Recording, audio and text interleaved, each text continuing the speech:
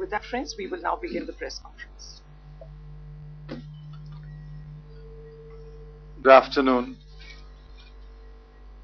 I'm sure you do not expect me to make another budget speech.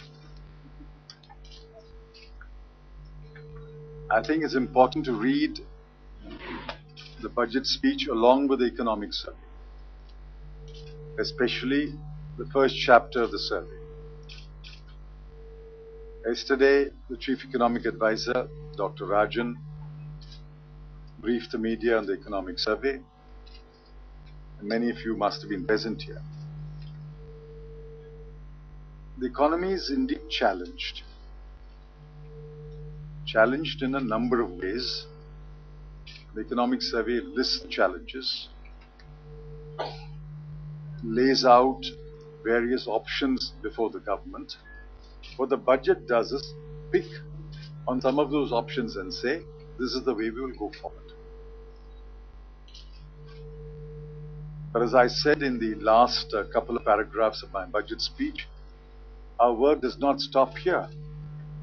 The budget is simply one event in a series of events, a series of actions that have to be taken. Besides, the budget speech can't run beyond an hour and 45 minutes or maximum of 2 hours. There are many things that I would have liked to say, but I could not say because of lack of time.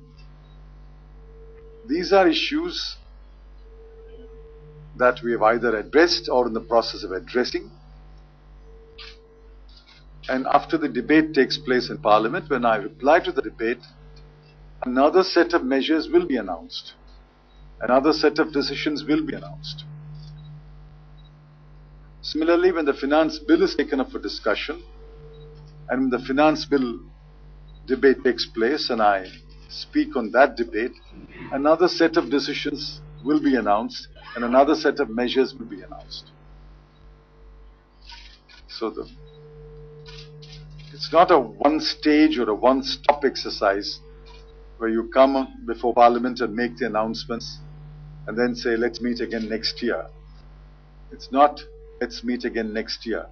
We will meet again in Parliament, of course, when another set of measures and decisions will be announced when I reply to the debate, and then again we will meet when the finance bill is taken out.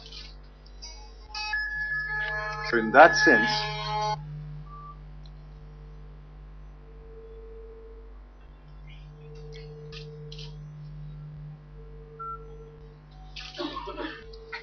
I would urge you to read the economic survey and the budget speech. Secondly, contrary to very spirited debate that took place in the media, which I enjoyed, I must say, we have not come up with any great surprises to either put impossible burdens on any section of the people or to spook any section of the investors or any section of the market. And I've explained why. The economic space was rather restricted. Given the restricted economic space, there is no scope for largesse. At the same time, there is no scope for imposing huge burdens on anyone. That's why I said it is a time for prudence, restraint, and patience. I think after 3 words, the most important one is patience. There may be many things that I would have liked to have done, but one must be patient and wait for the appropriate time. And I think the wheel will turn once the investment cycle begins.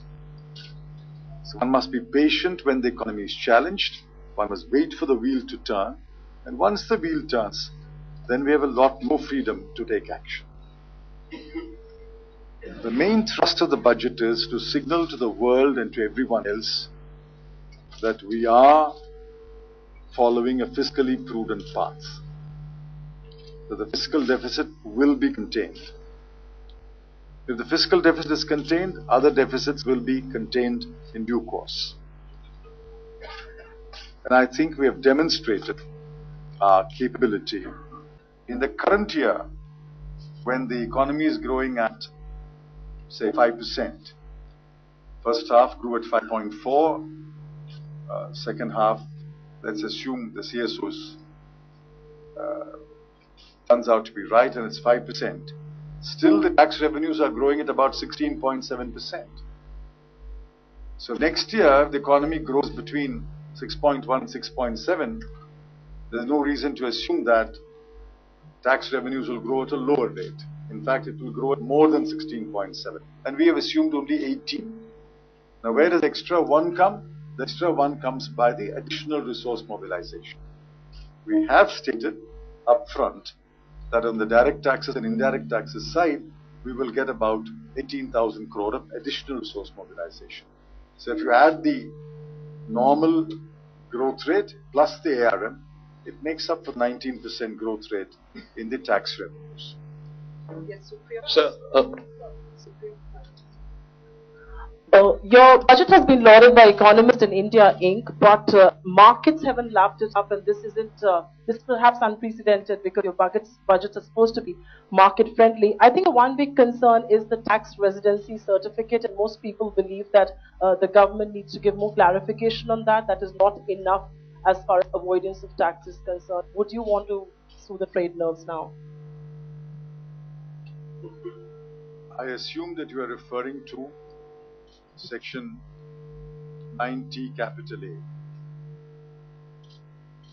Now, in Section 90 capital A, now this may have become like a classroom. So let's try to keep it in very simple language. Section 90 capital A is 2 parts. One that deals with GAR, subsection 2. That's not relevant for the present because GAR itself will come only on 1/4/2016. The other part of Section 90 capital A is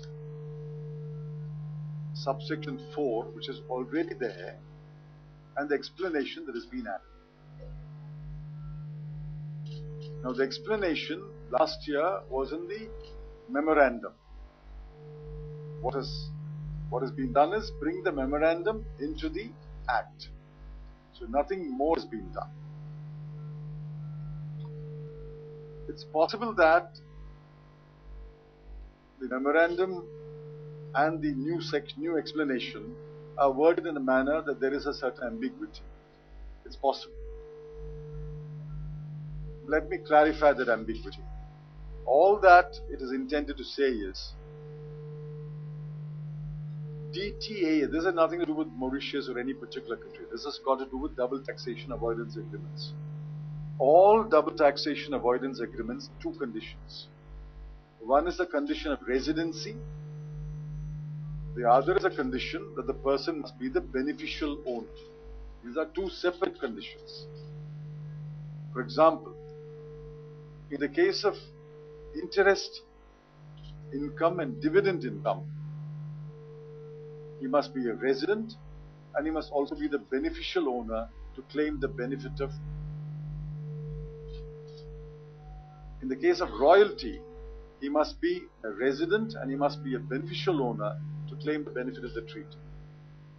In some treaties, beneficial ownership is attached even to other forms of income. So, either one or both conditions will apply to interest, dividend and royalty.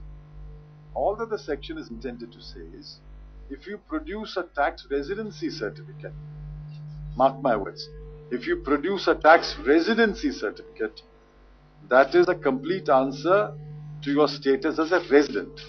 But whether you're the beneficial owner is a separate issue. Am I making myself clear? A tax residency certificate only certifies that you're a resident. It does not certify